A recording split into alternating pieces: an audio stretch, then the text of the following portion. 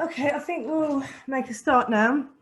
So, hello everyone, my name's Abby and I work at Friends, Families and Travellers as one of the policy managers. I'm just here really to welcome you to the session today, this legal briefing on supporting legal action related to COVID-19, covering evictions from and service provision to roadside camps. And just to give you a background about why we're doing this today, during the height of the first wave of COVID-19, we had lots of contact from travellers, understandably very worried about the pandemic and not having access to water and sanitation and other services, and also facing eviction. There were some instances where there was a real mismatch between the government lockdown messages and the public health messages and the approach that local authorities were taking to roadside camps. And there was this really difficult situation where families and people were living in situations where it was very difficult for them to follow the Public Health England and the government guidelines. So very difficult if you're being forced to move on by a local authority or a private landowner. So we wanted to make sure we were as equipped as possible as we faced the second wave, so that we could support people as best as we could. And that's why we've organised this session today, and the legal resources attached to this session. That's the briefing paper and the template letter. And we're really pleased that you can join us today to sort of share this learning with us. In terms of the format of this webinar, we can't see you as attendees, but we've got a Q&A function. So we're really looking forward to hearing your questions in the second part of this session today. If you're not comfortable, or if it's easier for you to actually do voice clips, there's a telephone number you can just drop some voice clips to, and we'll pop that number in the chat if it's not there already. So I'm going to introduce our speaker for today. That's Chris Johnson from the Travellers Advice Team at Community Law Partnership. And for many of us, Chris won't need any introduction. He's been working to legally represent Gypsies and Travellers, Gypsy and Traveller rights for nearly a quarter of a century. He's been involved in the development of some crucial case law and strategic cases, which have most recently involved the successful challenge to the Bromley Borough Council's wide injunction application, and is continuing to challenge wide injunctions across the country. Chris is also working on a legal challenge against the government on their discriminatory definition of a traveller in planning terms. Chris has been instrumental in advising us as civil society organisations on legislation and policy that affects Gypsies and Travellers, and we thank you for that. He's also the co-author of this Gypsy and Traveller law book, the 3rd edition, which is a really useful resource and apparently makes a brilliant trailer step. So I'm going to hand over to you now, Chris, to deliver this session. Thanks very much, Abby, and good morning, everyone. And as Abby said, I can't see you all, so we're going to be, I hope everyone's got the briefing paper, and if I annoy you at all, you'll be able to make rude hand signals at me and I won't be able to see them, so that should be okay. With the briefing paper, we can kind of split it. So starting off, we're talking about unauthorised encampments. We're talking about the law in England, and we're starting off talking about evictions, and then we're talking about the provision of services, i.e. how the Gypsies and Travellers on unauthorised encampments get water, sanitation, showers, refuse collection, and so on. Now, it can be, we can kind of split this into what I'm going to describe as old normal times. I think we can just about still remember them. So the position before the pandemic, the position during the pandemic, and then what might happen in the longed for new normal times, and what might be the implications of what's going on at the moment. Because aside from the pandemic, as Abby has mentioned briefly, there were very dramatic developments on the legal side for Gypsies and Travellers on unauthorised encampments and elsewhere going on. There was the fact that 38 to date local authorities had obtained, none of this is in the briefing paper, I'll get to the briefing paper in a minute, 38 local authorities across England had obtained wide injunctions against Gypsies and Travellers covering very large swathes of land. And that was challenged in the Bromley case that Abby mentioned in January, Borough Bromley v Persons Unknown. And the Court of Appeal weren't happy with that injunction, upheld the High Court, which didn't allow a general injunction against persons unknown, and set very stringent criteria for these injunctions, which I won't go into, we're not discussing that here. This has developed since then, and a very important new case is developing called London Borough of Enfield v Persons Unknown, which is ongoing, and which is, as it were, incorporating all the other local authorities in the case. So there's that development, the attempt to stop wide injunctions. There's the awful definition of gypsy and traveller for planning purposes, which obviously very discriminatory, said that in 2015, gypsies and travellers who stopped travelling permanently because they were ill or disabled or elderly were no longer within the definition. That is being challenged in a case in December called Lisa Smith, be the Secretary of State for Housing. And then, of course, we're all waiting with trepidation for the Home Office to come out with the result of the consultation about the potential criminalisation of trespass. And I believe, I can't get the Home Office to answer me, but I believe the word on the ground is that it's expected that that will be delivered in the autumn. So we're waiting for that as well. So a lot of going on aside from the terrors of the pandemic. Now, the first page just tells you all what you all know about and which we're dealing with every day. So, things such as social distancing and self-isolation, and previously there was shielding, and there still are, of course, are concerns about vulnerable people. And the difficulties, which I think are probably fairly self-evident, of trying to stay safe if you're on an unauthorised encampment or if you're facing an eviction by the local authority or whoever. Of course, the reason why, if you go onto page 2 in the middle there, you'll see in July 2019, 13% of the population of gypsies and travellers who live in caravans were on unauthorised land. That's unauthorised encampments and unauthorised developments, land where they were usually their own land, but where they didn't have planning permission to be there. And then in January, that figure was 12%. And additionally, it's always got to be, this is from the caravan count that the government carry out. And it's got to be remembered that that figure is always an underestimate. So you've got to up that figure, almost certainly up that figure to get the correct figure.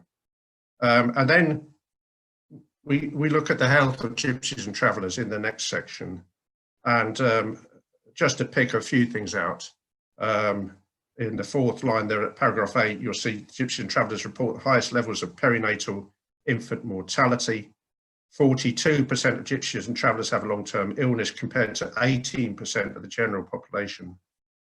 22% of gypsies and travellers reported suffering from asthma, 34% chest pain compared to 5% and 22% of the general population.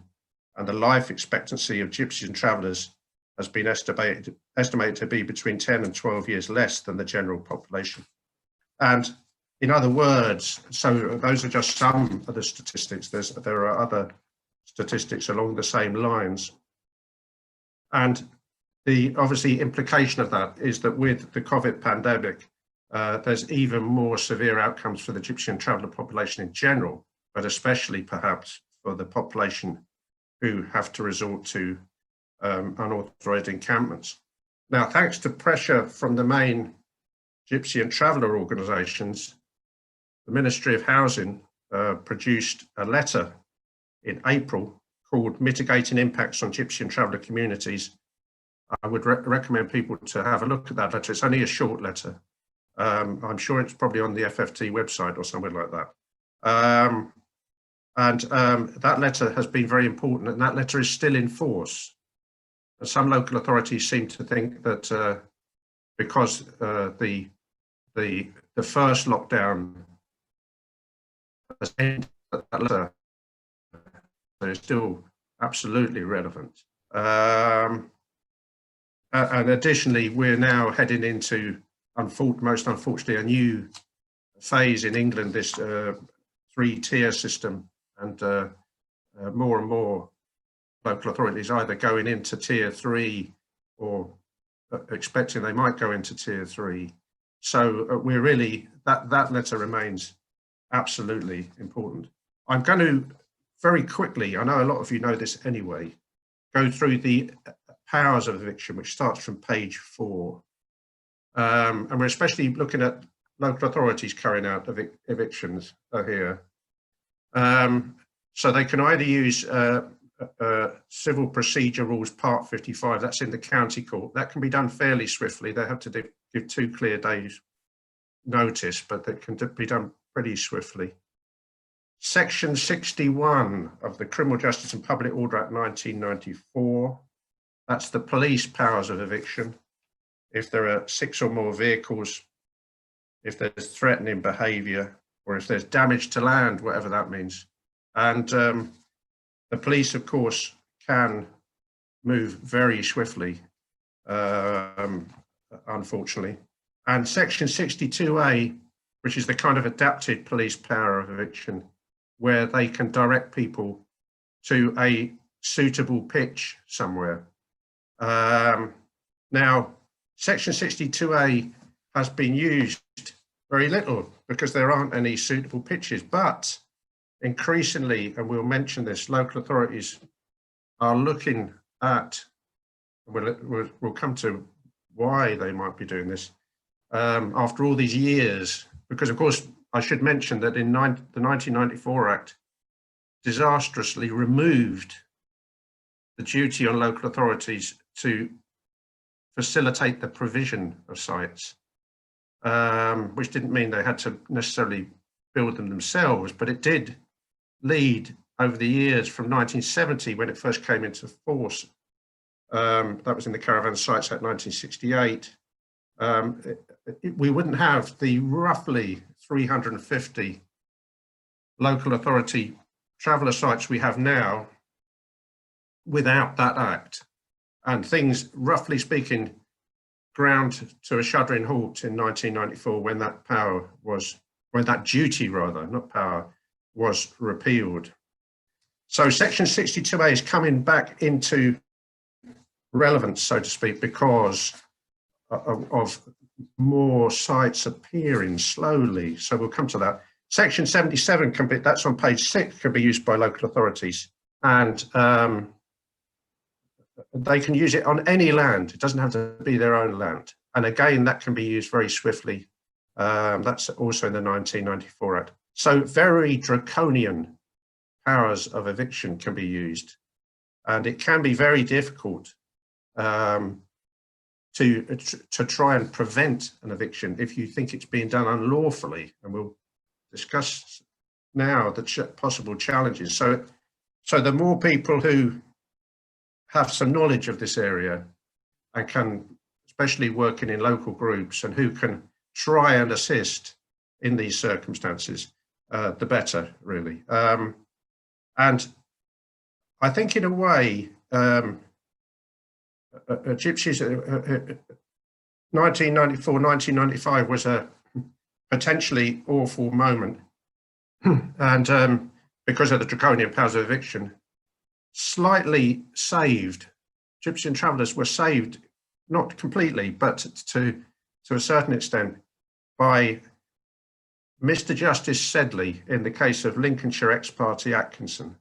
It's also, unlike most law cases, law reports, which are very dry and boring, I have to say, even though I'm a lawyer, this is actually a good read, and I would recommend it to anyone. And he said in that case that the local authorities concerned, there were two local authorities concerned, should have carried out welfare inquiries, should have taken account of the welfare problems of the travellers. The evictions were ground to a halt, and he talked of considerations of common humanity, a great phrase there. None of that's the bottom of that quote on page 6, none of which can be properly ignored when dealing with one of the most fundamental human needs, the need for shelter with at least a modicum of security. And following on from that, government guidance has been very important. And we mentioned there, it was mentioned in the Atkinson case, the Department of the Environment Circular 1894, Gypsy Sites Policy and Unauthorised Camping, which remains in place, and also then the 2004 guidance on managing unauthorised camping and the 2006 guidance, Guide to Effective Use of Enforcement Powers. They're mentioned at the top of page 7. And additionally, very important guidance and well done to Inspector Mark Watson and others for promoting this amongst the police. And that's mentioned at paragraph 22, the National Police Chiefs Council operational advice on unauthorised encampments. That's also should be referred to. And I must say that from my experience since the Travellers Advice Team was set up in 1995, there used to be police evictions all the time back then. And over the years, the police, it depends on different police forces, of course, but it has improved. It still can be bad, but it has certainly improved. And this guidance is an important aspect of that. Now, there are two quotes from the guidance there. The DOE circular, well, there's several quotes, in fact. The DOE circular at paragraph 24, just to go to the end of that quote, it talks about site provision and says where there are no such sites and the authority reaches the view that an unauthorised gypsy encampment is not causing a level of nuisance which cannot be effectively controlled, it should consider providing basic services such as toilets, a refuse skip and a supply of drinking water at that site. That bit there remains the main bit of guidance with regard to service provision, which we'll come to. And then if you go to the bottom page, paragraph 26, any welfare needs of unauthorised encampments are a material consideration for local authorities when deciding whether to start eviction proceedings. And again, going back to the early years after the 1994 Act, no local authorities carried out, or very few local authorities carried out welfare inquiries. None of them had policies. It is now very rare for a local authority not to at least attempt to carry out welfare inquiries. As to whether they do it properly or not is another question, but at least to attempt to carry out welfare inquiries. And it's very rare to have a local authority that doesn't have a specific policy. And if you're dealing with a particular, if you're working in a particular local authority area, you need to get hold of the policy that that local authority has and have a look at that. Importantly, the 2006 guidance, this is over the page at page 8, refers to alternative locations, which of course are very important. Enforcement action will be quicker and more effective. Wider range of powers can be used where appropriate authorised provision is made. Additionally, the important case of Casey and others v. Crawley at paragraph 28, where Mr. Justice Burton said that a local authority should look at whether they need to obtain possession or should they tolerate the travellers until an alternative could be found, or can they find an alternative site? So these are things that a local authority should always consider before evicting before they decide to evict an unauthorised encampment. I must say before moving on that the location is of course important. Now, if I'm sure they wouldn't be in the car park of the local town hall, but if they were, I don't think I'd have much chance of arguing that they shouldn't be evicted from there. but other locations are not really causing any nuisance or harm, and then you can certainly raise arguments as to the encampment being allowed to remain for the time being. And additionally, if you go over LEAF, the National Police Chief Council guidance, paragraph 31, talks of taking account of welfare inquiries. This is the police taking account of welfare inquiries as well, and welfare situation, welfare circumstances, such as health, such as education of children, and additionally, Article 8 of the Human Rights Act. That's the right to respect for private and family life and home. On the face of it, an eviction interferes with Article 8, and therefore the local authority will have to be able to explain why it's proportionate to evict. That's a kind of, roughly speaking, a balancing act, of course. And also, it's very important to take account of the best interests of any children. That's absolutely fundamental, of course, to take account of their interests. Now, in terms of challenging these things, then, which is mentioned at paragraph 33, if a gypsy or traveller is on benefits or an extremely low income, they might qualify for, might be financially eligible for legal aid, and they might be able to come to us or some other solicitor and try and launch a challenge. But for those who are not eligible for legal aid, and this is where local organisations can be very important, they won't be, unless they're very rich, they're not going to be able to afford to launch a judicial review, which is the method of challenging these an unlawful eviction, and that's where a local organisation or a national organisation that has an advice line might be able to step in and see if they can help. Now, moving quickly to the pandemic, I'm not going to go on for too long, don't worry. Things dramatically changed, of course, from March, and the letter, and Sammy, I don't know if you can get up page 9 and 10. I don't know if you managed to do that, but I'll start reading it anyway, because it's very important to have reference to the letter. If at the bottom of page 9 and onwards, some gypsies and travellers are particularly vulnerable and have the potential to be disproportionately impacted, and some will already have been asked to shield. Social distancing, there you are at the bottom of page 9.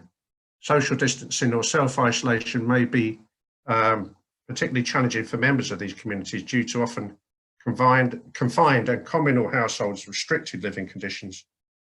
In addition, we know that some families lack basic amenities, including water, sanitation, refuse facilities, all of which are essential. If you go there, so we're going over the page here, Sammy, yeah, thanks. To limit the spread of the virus, many will no longer have access to places that they may have relied on previously due to closure of leisure centres, churches and petrol station toilets. Of course, this is beginning to happen again now to a certain extent in tier 3 areas. Closure of recycling centres. For local authority, it is important bit there, you'll see, it is for local authority to determine how best to support vulnerable groups during this unprecedented period in line with their public health responsibilities to enable compliance with COVID-19 public health guidance on hygiene requirements. Access to basic facilities is essential. This might involve the provision of additional temporary water, sanitation and waste disposal to those currently lacking access to these, or making, very importantly, making alternative stopping places available, such as transit sites, suitable local authority land, holiday campsites, which may have closed and have established facilities. So an extremely important letter that. There's a similar one in Wales, by the way. A lot of this is very similar, if not exactly the same. A lot of this is very similar in Wales, and the Welsh government have produced an even stronger piece of guidance, in fact, with regard to the pandemic. There's a follow-up bit of guidance mentioned at paragraph 36. We would argue that during the pandemic, there's almost an obligation. The message of the letter, I think it's fair to say, is either you don't evict, or if you think this location is no good, then you find an alternative. Now, I won't quote examples. There have been good examples around the country of local authorities that have taken this very seriously and have looked around and actually found locations, temporary locations, where those who have to resort to unauthorised encampments can go. And there have been bad examples of local authorities that have done little or nothing to assist and have continued trying to evict Gypsies and Travellers despite the times that we are currently living in. Any eviction without considering alternative locations at the very least, and very seriously considering alternative locations, is highly challengeable. And I always this is not in the notes, but local authorities are forever saying, we haven't got any land. And I'm afraid I never believed that. And I always recall I was involved with two big sites, and there are people in this webinar who will recall this and were involved as well. In London, when they were preparing for the London Olympics, and they had to move these sites. One of them was going to be on the site of the Olympic Village, and the other one was going to be on the site of the velodrome. And lo and behold, in built-up London, they found 5 pieces of land to build 5 new sites on. So when local authorities say they haven't got land, don't listen to them. They've got land, they can find land. Now, part of the development, we're now, okay, let's look ahead. Where are things going to develop to? Well, if you look at paragraph 42, thanks, Sammy. Paragraph 42, this is the Bromley case, and this is where the Court of Appeal upheld the High Court judge, this is Justice Mulcahy, who said she wasn't happy injunction against persons unknown, stopping on,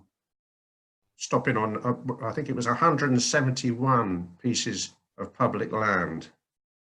And the quote there from Lord Justice Coulson, the 2 quotes, it is a striking feature, you'll see at paragraph 42, a striking feature of many documents. The absence of sufficient transit sites has repeatedly stymied any coherent attempt to deal with this issue. The reality is that without such sites, unauthorised encampments will continue, and attempts to prevent them may very well put the local authorities concerned in breach of the convention, that's the European Convention on Human Rights. He continued, the equitable doctrine of clean hands, you come to the court with clean hands, may require local authorities to demonstrate that they have complied with their general obligations to provide sufficient accommodation and transit sites for the Gypsy and Traveller community. So a big emphasis there on transit provision. Elsewhere, he refers to negotiated stopping, which of course that wonderful organisation Leeds Gate first brought in, negotiated stopping agreements. That was in conjunction with Leeds City Council. So there's a positive move to alternative locations, looking at sites, also permanent sites, of course, are very important as well. And on the other hand, paragraph 46, the Home Office consultation on the potential criminalisation of trespass. And that is what it says on the packet. If they bring this in to force, if you turn up on a piece of land without authorisation, if you're on an unauthorised encampment because you've got nowhere else to go and nowhere else to stop, you will be a criminal. So obviously we're waiting to see the result of the consultation, and if they do decide to make that move, or even to enormously strengthen the police powers of eviction, I'm sure court challenges will be forthcoming. So we're waiting to see what happens there. So very much, and the same is true of service provision, which I'll come to quickly. What happens next? It could go in that direction, or it can go in that direction. It could go towards a more positive approach, the need to provide places where people can stop lawfully, be allowed to stop, and a negative approach where you drive gypsies and travellers out of England and Wales, basically, because where else are they going to go if you haven't created places where they can stop when they're travelling? So this is a big moment, really, on that side of things. Moving quickly to service provision on page 12. Sammy, thanks. Obvious difficulties in old normal times in obtaining services, but gypsies and travellers have been very good at ducking and diving and finding taps here at supermarkets, or maybe a garage, or going to the leisure centre to use the showers and various other, and find where the tip is, and so on and so forth, and find where they can get water, and et cetera, et cetera.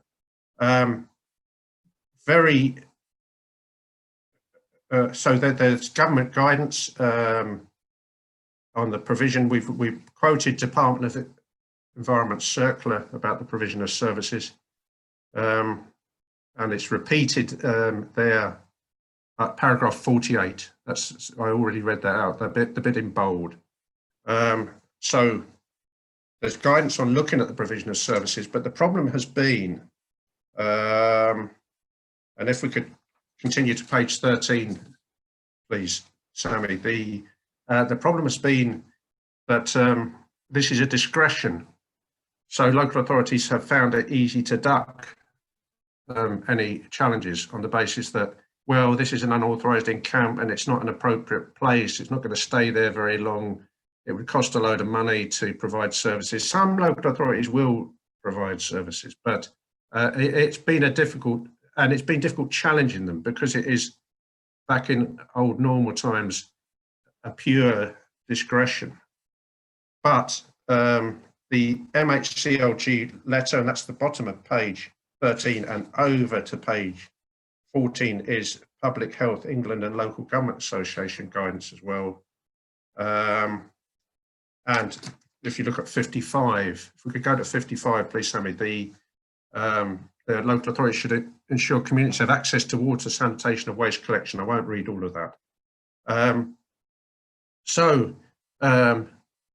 I think it can be argued, and we certainly argued, that provision of water, provision of portaloos or whatever, even potentially provision of showering facilities, refuse collection, etc., has risen up, so to speak, in terms of, I just said, old normal times, it was a pure discretion on the local authority.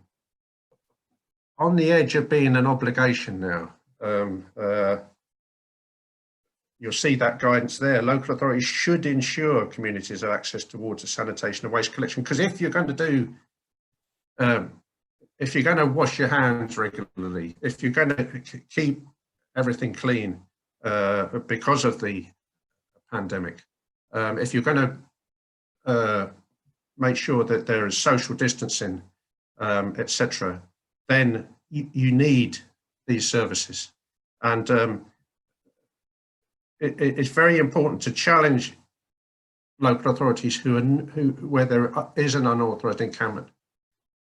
A, where they're not either leaving it in place or finding an alternative location at this moment in time, and B, where they are not providing proper services, temporary services to that encampment or that location if they've identified a separate location.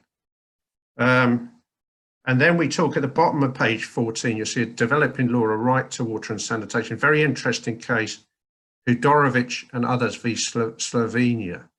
The judgment was on the 10th of March. And this involved two separate Roma families in 2 separate municipalities, which is like a local authority region in Slovenia. And they lived in wooden shacks, which they built themselves, which had no provision of services, no piped water, no toilet facilities or anything else, weren't attached to the sewerage system or anything. And they took a case against the Slovenian government for failing to provide services.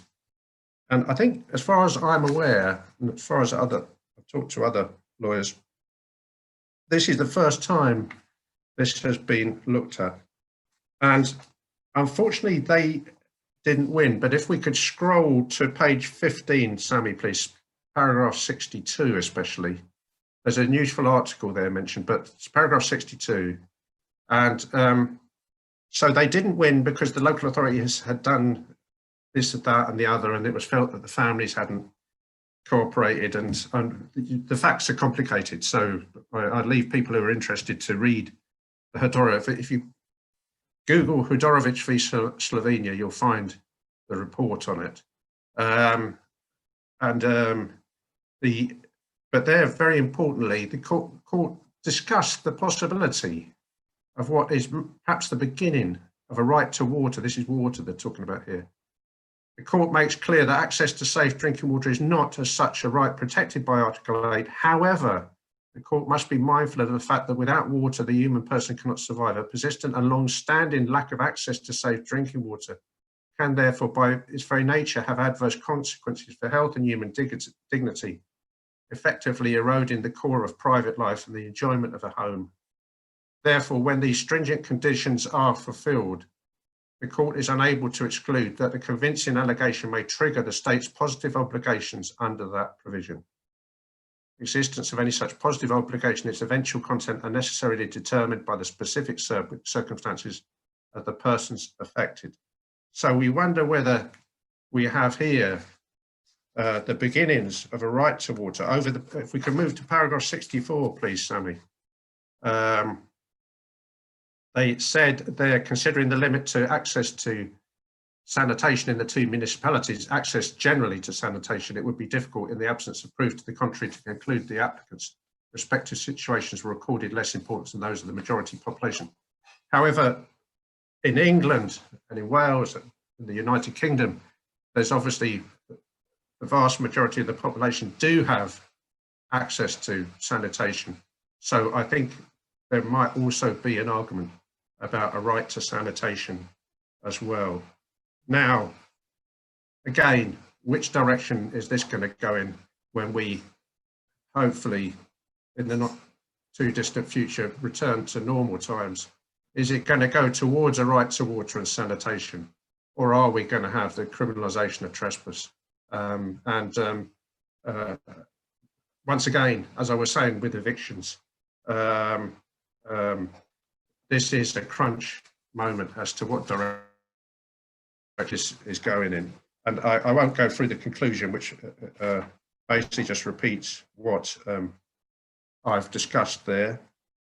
So over to, thank you very much, Sammy, for putting up the notes, which was handy, and over to you guys for questions. I think I'm going to. Thank you, Chris. That was a really, really interesting, informative session. Really helpful for us just to kind of recap on some of the stuff some of us have already been practicing through work, but there'll be other people that are not so familiar with the guidance and some of the law. So really helpful whistle-stop tour in 45 minutes. So thank you for doing that.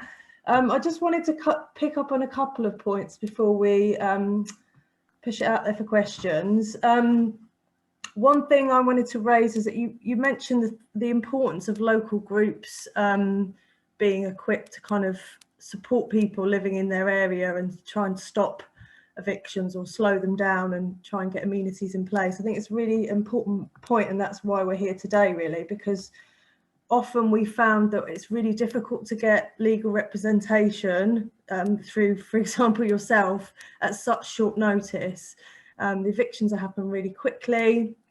And also, you know, some of the people we work with, they don't have access to legal aid because of their financial situation. So it's just great that we can be a bit more informed and equipped to sort of support people ourselves as support groups. I'm interested to know if participants have seen the template letter that Chris also produced to help us. That should have been circulated to you, so perhaps you could put something in the chat about that. That's a template letter to go to local authorities if there's a camp in the area and you want to try and help slow the eviction or get some services in place. So it'd be interesting to know if people have seen that and if anybody's used it yet. The other thing that I just wanted to pick up on is what you were saying towards the end about service provision and how it's a kind of discretionary thing. I mean, to me, it's so baffling that in 21st century Britain, that is a thing that we're needing to argue. You know, 21st century Britain, people are fighting to get access to water. I just find that so baffling. So it was kind of interesting that you ended on that point.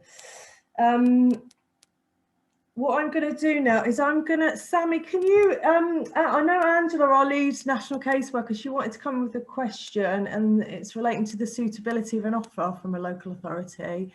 So Sammy, would you let Angela come in with that question, please?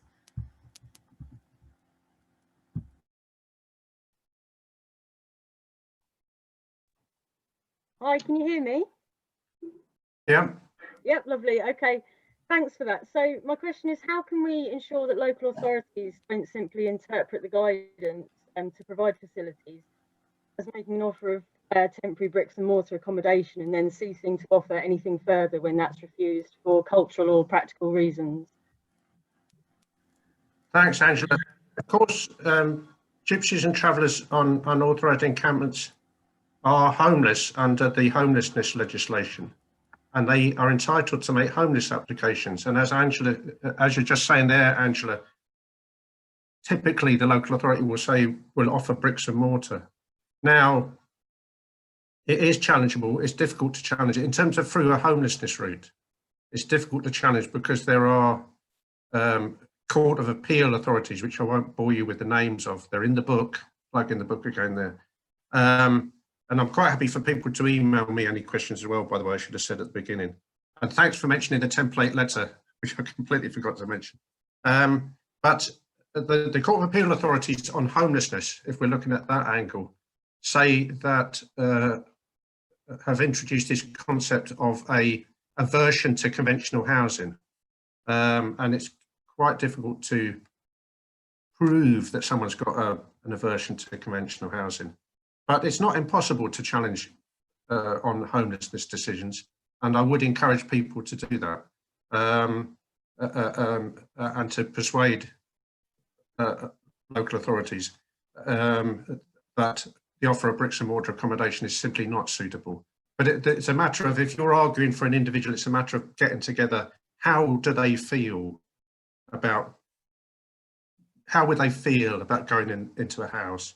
I was reading, I can't remember where I was reading this the other day about, yes, I remember where, in a very good witness statement that someone had written about a gypsy who had a disabled child and who was given a house by the local authority, and they are living in the trailer in the driveway of the house. So you need to talk to, if you're helping someone, you need to, and if they are not eligible for legal aid, you need to talk to them about how do they feel about being in a house, and get as much detail about that as possible.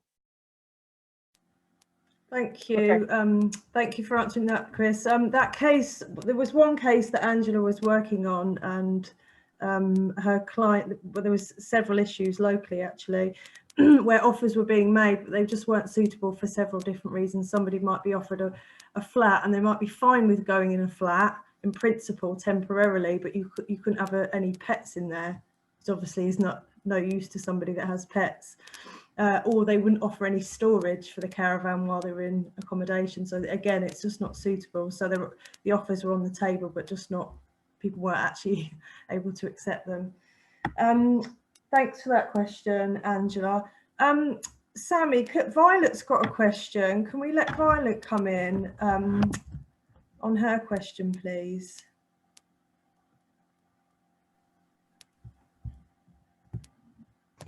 I unmuted. Yes, we can hear you. Sorry if you hear growling in the background, it's a 9-month-old, not some sort of savage. So during the last lockdown, I had a young woman who is expecting her first baby and has really, really bad asthma. So she ends up hospitalised quite a lot. She was trying to find, and she's roadside, she was trying to find camps that were out of the way. So just her and her husband would be on a piece of land by themselves. And what she found was the local authorities kept moving her onto these group camps that they were creating. And she was really concerned, both for herself and obviously for like the baby that was about to be born. Do we have any grounds for saying it's just not suitable for her to be on a group camp, or do we just have to accept that the local authority are doing something and that's good enough? Thanks, Violet. Well, let's start moving a few steps behind before that particular family. We've been arguing since 1995 that local authorities should make provision.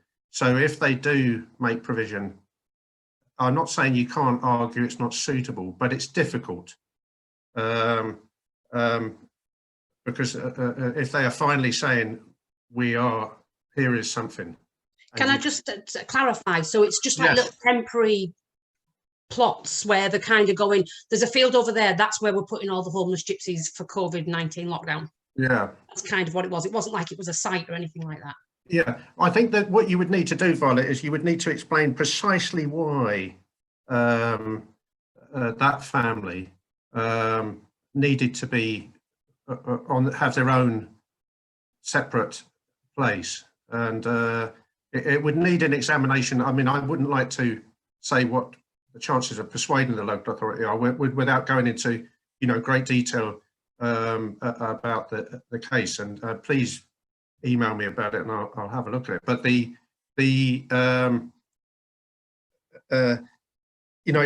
it's difficult because you would have to. I mean, because you can't just say, well, personally, I would like to be on my own because I don't like other people. I know they're not saying that, but you know what I mean. You'd have to put forward why exactly it was necessary for them to have a separate provision. And again, there's the difficulty of the fact that if we're finally meeting with certain local authorities who are actually trying to do this, at least on a temporary basis, maybe just during the pandemic. But there is the Bromley case, which emphasises the importance of alternative locations. It's a difficult one to argue, but it depends on the circumstances of each case. Sorry, that's a rather vague answer there.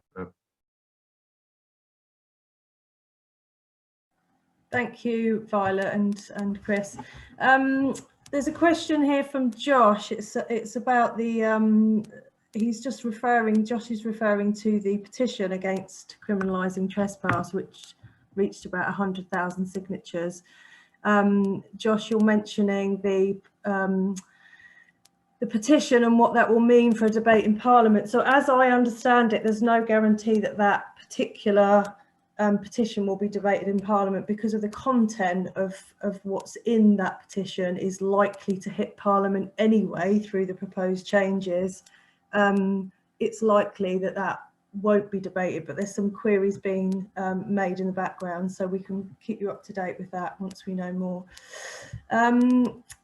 I'm going to bring in a question from Jemima here. Where do we stand with an eviction from a private landowner and the bailiffs?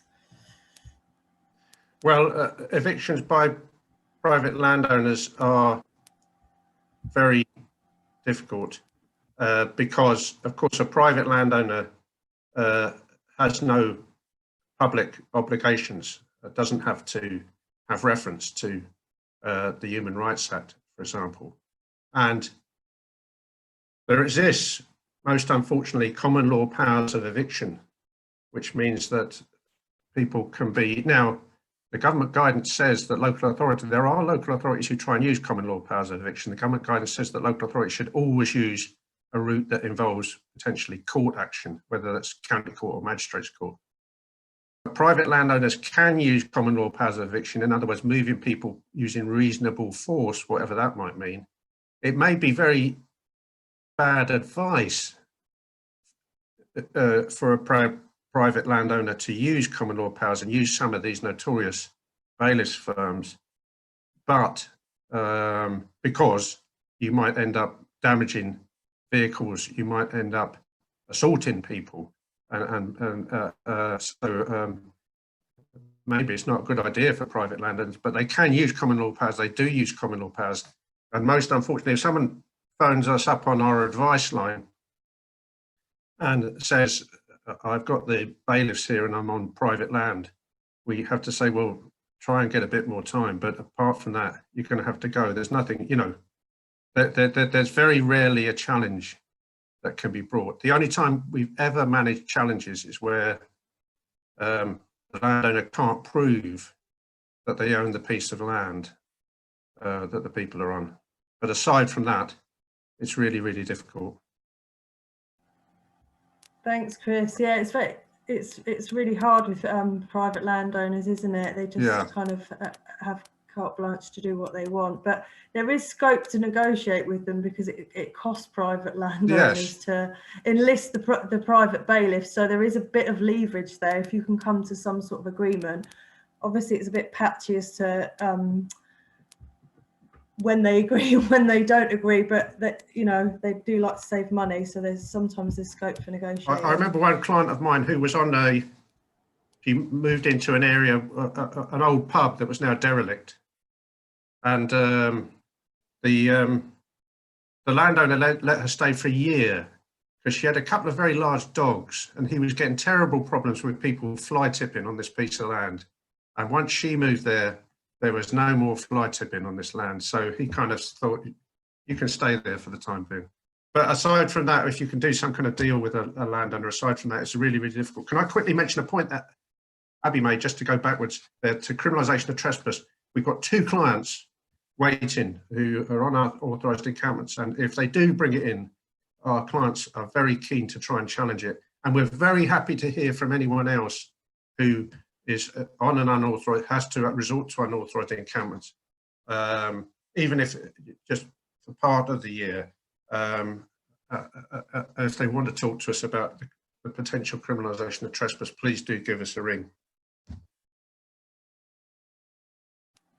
Thank you, Chris. Sammy, can you let Michelle come in with a question? She's got a question about a kind of 2-tier hierarchical system that a council we were working with was applying to roadside camps. Do you want to? Hi, Chris. Nice to see you again. Hi, Michelle. Yeah, I mean, I won't mention the local authority, but during the pandemic, we had quite a lot of struggles initially to get the support that was required for Gypsies and Travellers across the local authority area. We were constantly battling about water, opening up toilets, trying to get rubbish collections, etc., etc. Eventually, when the letter came out, suddenly the local authority decided that they found an area for Gypsies and Travellers to go to where they provided basic amenities, i.e. they provided some sort of access to water and they had toilet provision, although no showering. But they would not do the same for people who were not an ethnic gypsy or traveller. So we had to fight really hard to say, actually, that's your interpretation of the letter. It's all nomadic persons, etc., etc. And the fight was so difficult. I mean, it went to the BBC News, had it on rolling coverage. Eventually, they opened up a standpipe, but there was no equity of provision or any equity at all of, you know, it was almost like, well, we've offered units for people to go into in bricks and mortar. They haven't got an ethnicity, therefore, basically, you know, we've done our duty, and that was that. Yeah, the letter doesn't say it's just about Romany gypsies, No. not others. Nor is the government guidance just about Romany gypsies and Irish travellers. And potentially there is discrimination there, I would say, in that Article 14, which is the discrimination article of the Human Rights Act, refers to the usual aspects of discrimination, race, sex, disability, etc. But additionally, talks of other status. So in other words, there can be a group of people who are discriminated against. So I was discussing with a boat dwellers organisation the possibility of arguing that people who live on boats who are not an ethnic group could argue Article 14 combined with Article 8, the right to respect for private family life and home. And again, new travellers, or travellers who are not ethnic travellers, could argue, if a local authority is saying we're only going to give provision to ethnic travellers and we're not going to give it to any other travellers, then they could certainly argue that that was discrimination. Excellent, thank you. I'm just working through the chat and the questions here. There's a point here from Wynne. It's not a question. Sammy, if you can let Wynne come in, I think it's really good to sort of be sharing some good practice. So Wynne wants to just talk a little bit about local practice with the police. Do you want to come in and talk about that for a minute, Wynne? Hi, yeah. Obviously, we work across the whole of the Northwest. We found that working with Merseyside Police has been really quite useful. I think there's different issues. Cheshire Police also they've got Gypsy Traveller liaison officers linked to the Gypsy Traveller service that is funded by the local authority to meet with encampments. And there's, I know Dawn Taylor leads on that, and there's a lot of training that goes into those officers. And we find that the more training that people have within the police, but actually we can do that on the ground with officers when they're going out to encampments, and we're there too. We can have conversations about human rights and kind of the affinity of the difficulty that we're all having in that situation. And often we had when there were BCUs, basic command units, for example, before the centralisation in the last kind of recession period, we had some absolutely brilliant officers who were based in that area. We built fantastic relationships with them. And the families all said that, you know, hate crime was reported on those encampments as well, but from like local people through the police, because there was a relationship built up. But what we found particularly important for was around the kind of Wirral area, there's a lot of light industrial areas. So that's where lots of families go. And quite regularly, you know, year on year sort of situation. So we actually got the police to build relationships with those families as well, which meant that the relationships were already there with the private landlords, and the police understood the experience of the community members and would negotiate with us, and would just stand there. Like one time we had a pregnant mum, and the officer just stood there, folded his arms. He was an inspector, and he said, "I'm sorry, there is no way under human rights I am even considering evicting. You need to start having a conversation with the families, with ourselves, and kind of come to some arrangement." And that kind of lead, because obviously private landlords often don't have an absolute iota of what needs to be done. So they will go to the bailiff, and the bailiff will tell them what to do. So if we can get in there and have those humanitarian conversations actually, and give them a steer around what is possible and how it can be managed. I've had private landlords ringing me saying, the family's back, do you want to come and have a chat with us? So it's kind of worked really positively doing that. And I think it is about thinking, who can we partner up with within this environment that actually may not be initially look like a beneficial partner, but has that power that can actually be used positively if you build those relationships. It takes time, takes, you know, kind of bit hard work, but it's really, really worth it. And we've had really positive stops for people for as long as they've needed, you know, and people have suspended kind of like knocking down buildings and things because of the needs of the human beings who they actually saw were more important than like the time frame for knocking the building down. So it doesn't work in all cases. I mean, we've had people on a gas blowout area that needed to be got off immediately because of the risk of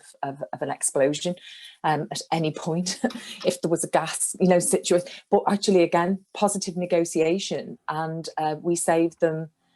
By doing that, we saved them, you know, a repeat eviction cost, and that they've recognised that we saved about £50,000 in that kind of situation. So they costed that for us so that we could make a case for continuing that work. So it is important to kind of see if you can talk to the private landlords, I think, because they're desperately looking for some advice too. Thank you, Wyn. Yeah, it's good to touch on the issue of police relationships, and you kind of touched on that earlier, Chris, how the number of police evictions has really kind of gone down compared to how it was, you know, 20 years ago. We are FFT is part of the Sussex Gypsy and Traveller Police Advisory Group, which my colleagues Emma and Ivy attend, who are on this session today, and they might want to jump in and talk about that.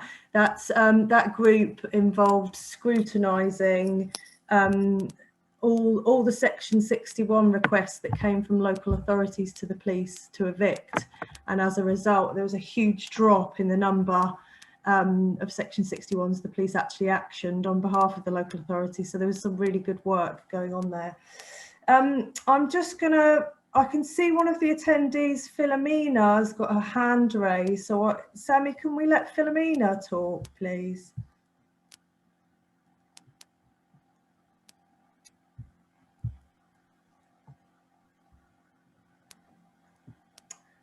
Philomena's still on mute.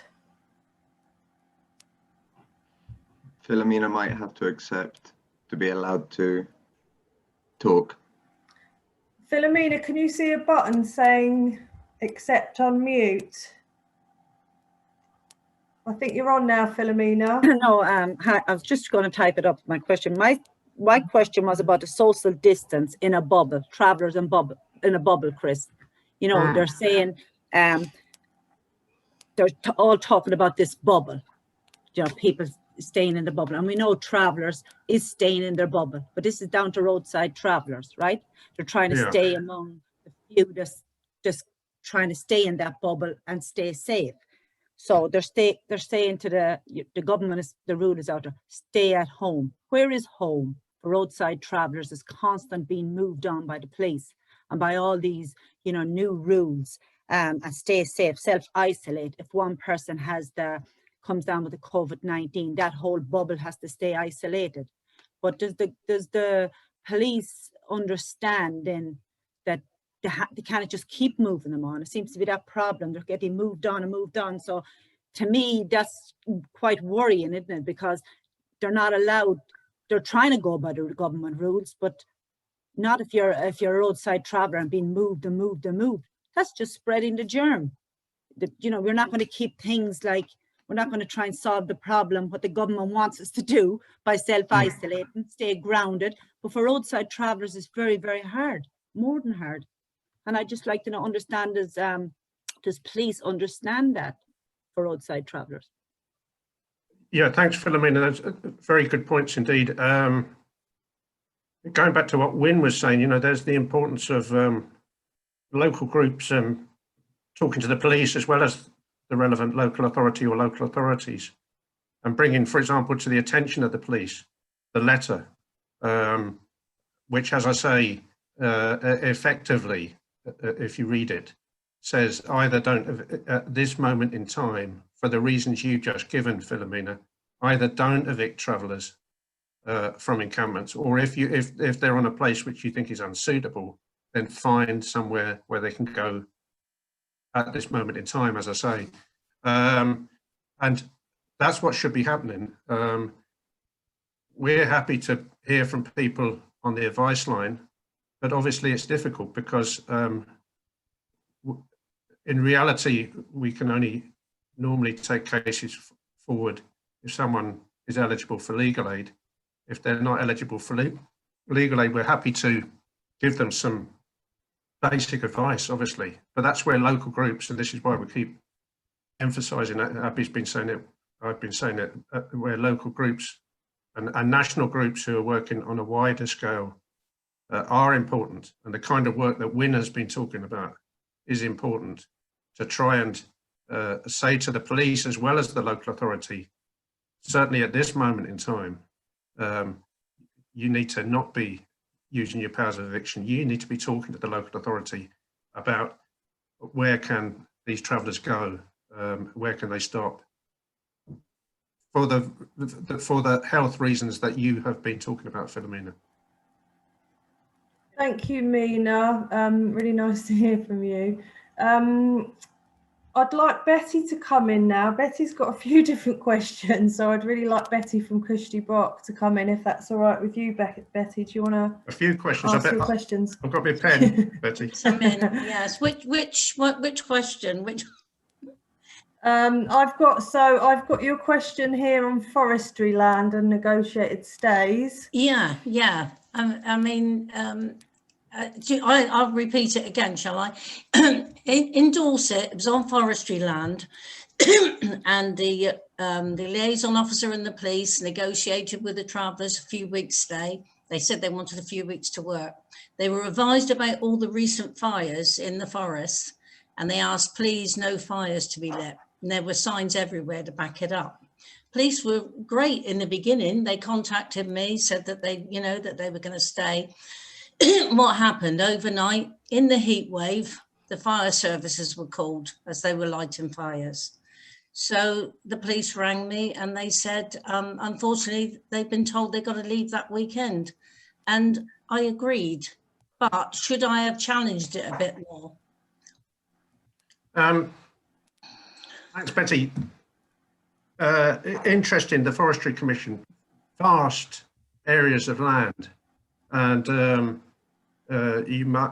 people might imagine that they're all full of trees, but they're not necessarily full of trees. I mean, the ownership of the Forestry Commission, vast.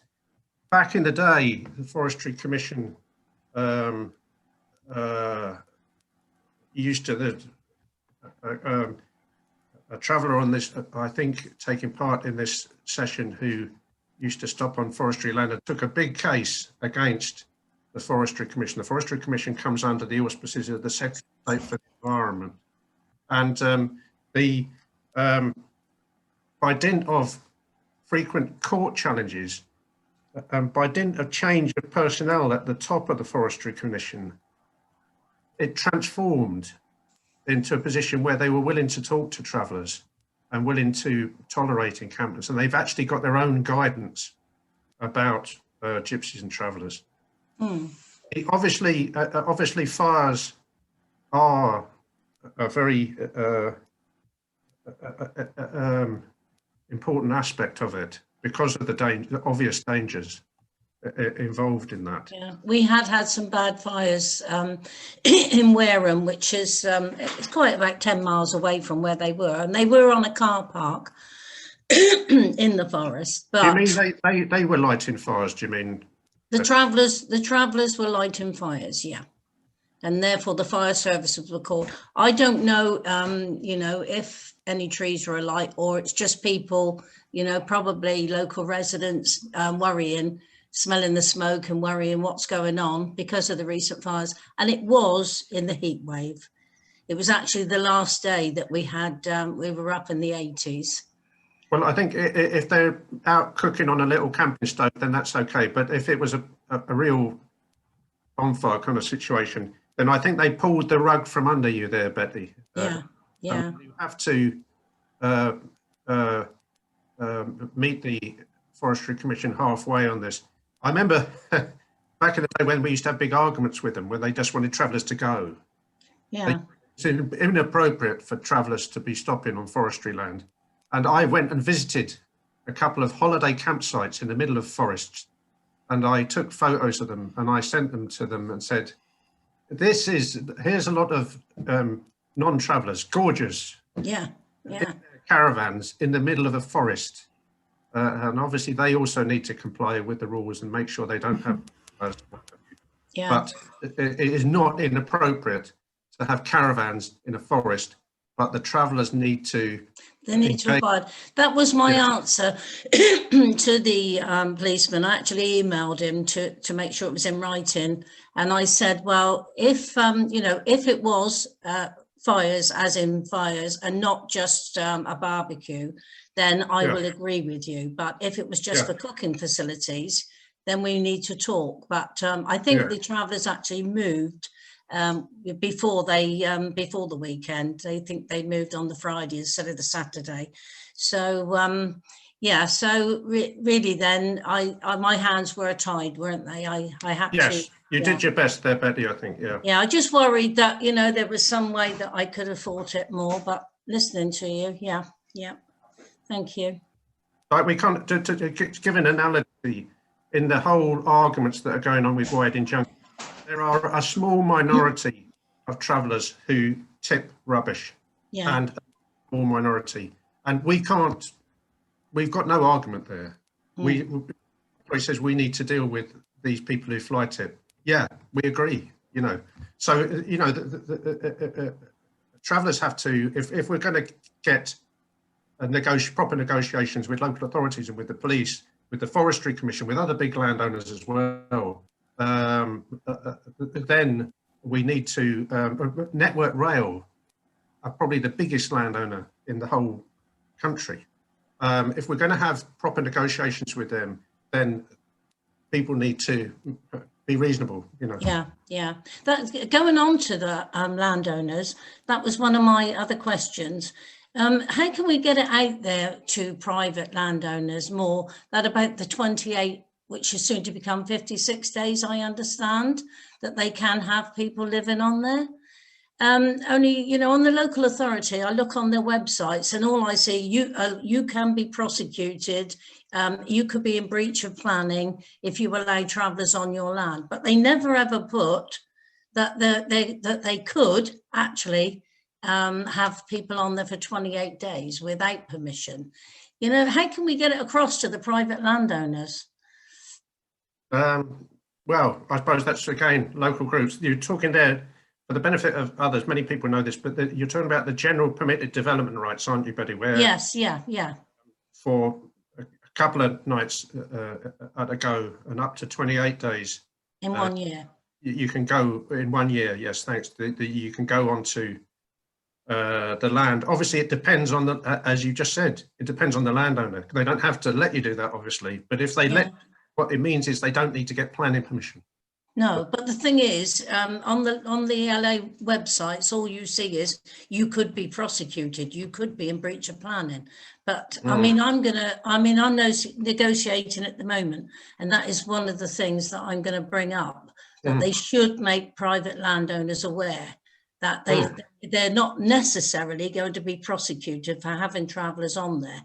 There is that 28-day. Is it soon to be 56? Am I right? Well, I'm not. Is this in the new planning consultation, Betty? Is that where 56? I really don't know. I did speak to the planning officer that's dealing with the local development plan, and he said he did think that 56 days was coming in, but that was it. I didn't get it might be in the, I need to read this urgently because the deadline for the consultation is October the 29th. There's a planning consultation called Planning for the Future, and I'm afraid I've only flipped through it at the moment, and I'm wondering, I haven't come across the 56 days, Betty, you're ahead of me, and maybe it's in there. Yeah. Knows the answer to that. I don't think it's in the white paper. I'm not sure where that 56 days comes from. I don't think it's in the white paper. I heard it via just a local traveller, and then I put it to the planners, and they said that they had heard that it was coming in. Yeah. Well, if you could find out anything about that, Betty, we'd be. Will do. Yeah. Very grateful. Yeah. Nice to hear from you, Betty. Yes, thank you, Abby. Oh, nice thanks. Chris, thank you. We've got quite a few more points and questions to try and get through. We're not going to get through all of them, but I just wanted to make a point that Hearts Gate have put in the chat there. When we speak to local authorities about some people's aversion to bricks and mortar, we use the terminology culturally appropriate accommodation or gypsy traveller specific accommodation, and that can sometimes help a lot for the workers in housing departments who don't really have an understanding of Gypsy and Traveller cultural identity. Thank you for putting that point in there. I know Rosie, my colleague Rosie's been waiting to ask a question. I don't know what that question is, but Sammy, if you could let Rosie come in. Rosie's one of our national caseworkers. Hi, thank you, Chris, and thanks, Abby, and thanks, Sammy, for all that you're doing and your expertise. I was just going to say that I think what I've noticed as well in various local authorities was a move towards talking about antisocial behaviour in an attempt to evict people. So when we kind of successfully had argued that we felt people needed to stay, that obviously it was in a pandemic and things like this, it almost felt like that was then accepted, but then suddenly it emerged almost simultaneously, oh, but we've got these allegations of antisocial behaviour. So really, I guess my question was, and when that was brought up, obviously I've asked for evidence of that, and if there's sort of been no charge to bear or, you know, investigation or whatever, then obviously trying to dismiss it. But I guess my question's around how much to push around that, because yeah, it's a bit of a balancing act, isn't it? I don't want to then force the hand of the police or whoever to then try to get an evidential threshold or keep on bothering the people. But at the same token, it seems a bit coincidental that that's suddenly used when there are not necessarily other recourse to be used. So it's just around that, really. Thanks, Rosie. I think that's an extremely good point. And frequently, well, with some local authorities, some police forces, that the problem is that they seem to take an unauthorised encampment to be a form of antisocial behaviour in itself, which of course it's very important to try and distinguish. We've had these arguments in the wide injunction cases. We've had these arguments in individual cases of encampments. An encampment is not a form of antisocial behaviour. They're there because you guys haven't found any alternatives or haven't provided any alternatives. It's not antisocial behaviour. And if there are allegations, Rosie, of antisocial behaviour, it's very important to get the chapter and verse on that and to say to the local authority or the police, well, what is your evidence of that? You know, I mean, there are instances, aren't there? I'm sure lots of people who are here today, here this morning, will know of instances where non-travellers will come and dump rubbish near an encampment, knowing that the people, the travellers on the encampment, are going to get the blame for that. So evidence is important.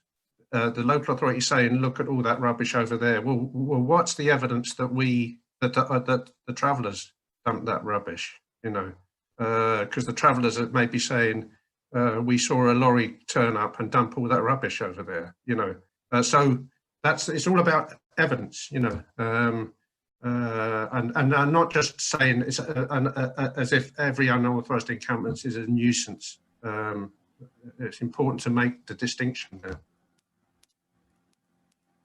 Thanks, Rosie, for bringing that up. I know that we did have one case where there was a camp, I won't say where it was, but there was allegations of antisocial behaviour and there was a lot of reports to the police. You know, in our view, that could quite easily have been just a witch hunt, and a local community group mobilised to submit complaints against the camp and the behaviour of people. And then the police have a huge log of complaints, but we don't know if there was any substance to those complaints. So it's a bit of a difficult thing to grapple with. I'm just trying to move through this kind of the chat now. There's a lot of other points and questions. I'd quite like it if Adi would come in, actually. I know you've put a point in the chat. Adi from the National Federation of Gypsy Liaison Groups has been doing quite a lot of mapping of what local authorities across the country have done in terms of their approach to COVID-19 in camps. So if you don't mind coming in, Adi, no, I'll come in. I was busy multitasking here, but I will drop my other task as well and come in.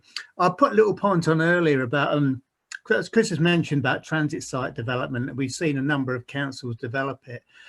We've seen an alarming trend in the West Midlands of councils developing transit sites, but specifically not to meet community needs, i.e. to be used as a deterrent. I posted something that's just come up this morning I've seen from Dudley, who've just opened a transit site and specifically said when they were developing it, they were developing as a deterrent, i.e. to stop people or dissuade people from coming into the borough. And it didn't go exactly as they'd planned yesterday. The police refused to move people on from the unauthorised encampment. In the event, the people, their families who were there moved happily onto the encampment the next day. They're paid their deposit, they're paying their rent. But I think the council very much thought this was going to stop people coming in altogether. And we know from the data we've got on evictions that during the stay home period, there was hardly any evictions.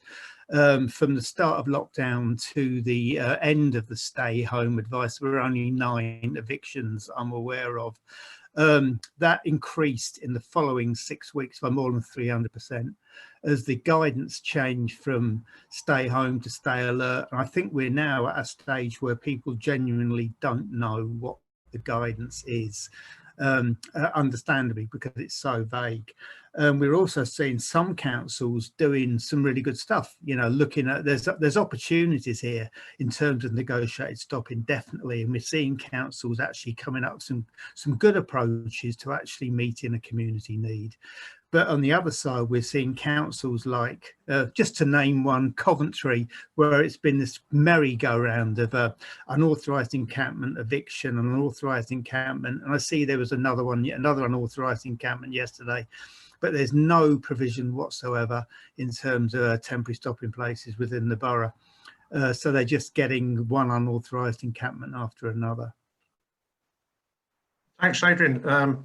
Before I talk about that, I've seen a note from, thank you very much, Andrew Nixon, who says that the 56 days is at 7.6 of the explanatory memorandum, presumably to, Andrew, you mean to planning for the future. So thanks for that. Yes, transit sites, very important that you look at, we want transit sites, but very important you look at the conditions on them.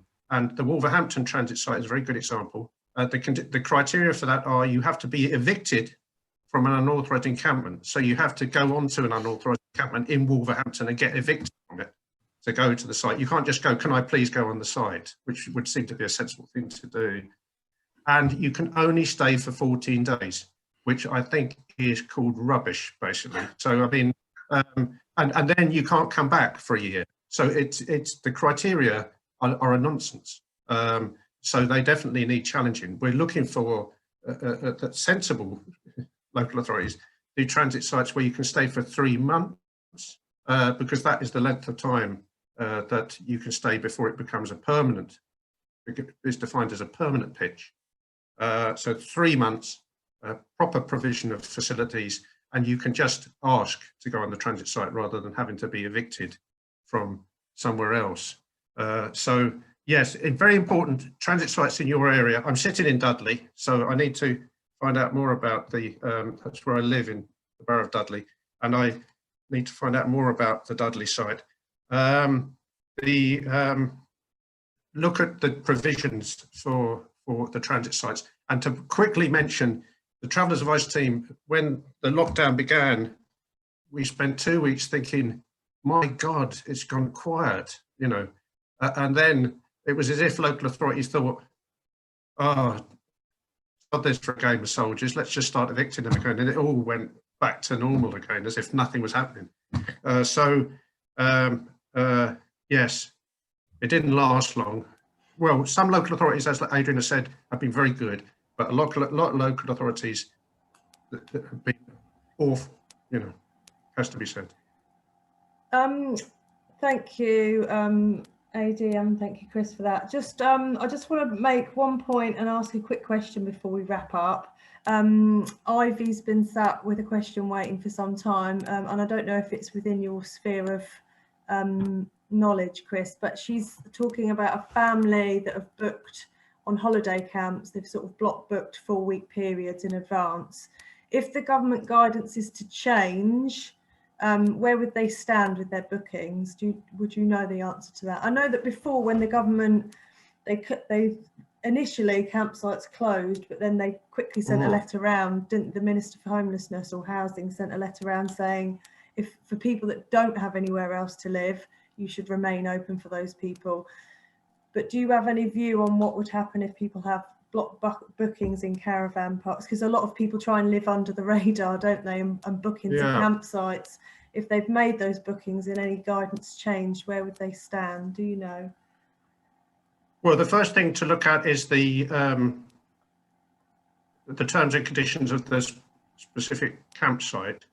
Beyond that, even if it wasn't in the terms and conditions, if the government guidance then prevents you from taking up your block booking, then I think there would be, to say the least, a very strong argument that if you paid any money, that the money should be returned to you. If it's because of government guidance, that I don't think at the moment that there are any closed down again, unless people tell me otherwise. They were closed for a period of time, but were asked to stay open, as Abby has just said, to provide accommodation. And in some areas, in fact, the local authority did deals where they said, can we move local travellers on there for the time being? First of all, look at the terms and conditions, but also there's a strong argument, obviously, for saying that any deposit or whatever should be returned if you can't go there because of the. I don't know if the caravan club or anyone have provided any. I haven't examined this, whether they provided any guidance during the pandemic, or I'm not sure about that, I'm afraid. Ivy's just sent a message in the chat to say that they're sending messages to the people on the camp saying they're likely to close or they may close. So, but that's something maybe we could pick up with M8CLG again, Ivy, in terms of campsites closing. Just finally, I just wanted to pick up on a point that Orla made earlier on in the chat, asking about how some local authorities are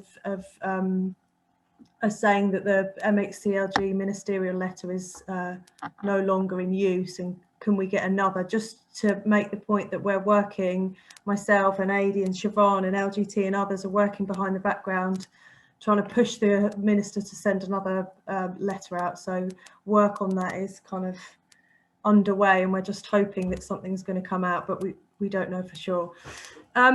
We better wrap up the session now, Chris. I just want to say a huge thanks on behalf of FFT and all the attendees today. It's been a really fascinating session, and I really hope going forward people can make use of the learning from the session and in the briefing paper, and make use of that template letter as well. So thanks for coming along, everybody. And thanks to Abby and Sammy and everyone at FFT for putting this together. Stay in touch, everyone. Bye, guys.